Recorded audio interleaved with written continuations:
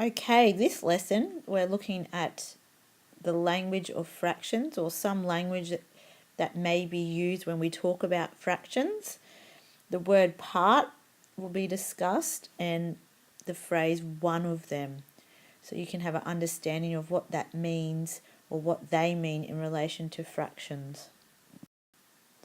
Okay, we're going to use these foods to gain an understanding of the terms part and one of them. Let's look at this cookie first. I'm going to cut this cookie in half. And I've created halves out of this cookie. So this cookie that's been cut into half is made up of two parts. One, two parts. Let's have a look at this apple. This apple, I'm going to cut it into quarters. That's 4 equal parts. And that means I have one part, a second part, a third part, and a fourth part. So when we talk about quarters, there are 4 parts in a quarter. And if I cut away, or eat one of the pieces, I'm now left with 3 parts. 1, 2, 3. If I ate another quarter, I'm left with 2 parts of that apple. 1, 2. Let's have a look at this tomato.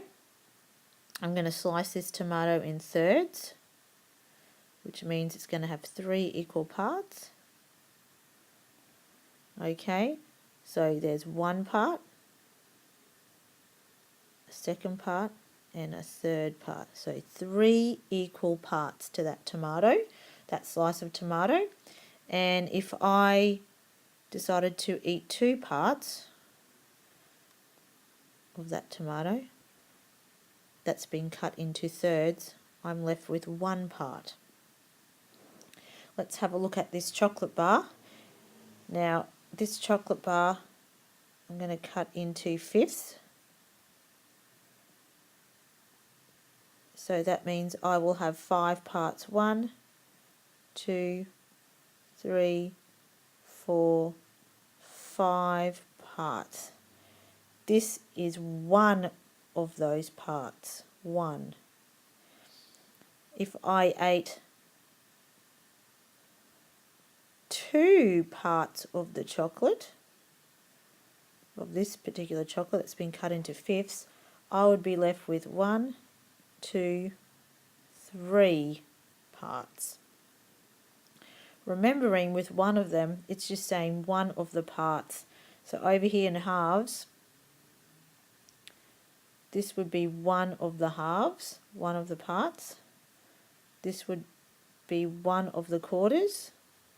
This would be one of the thirds.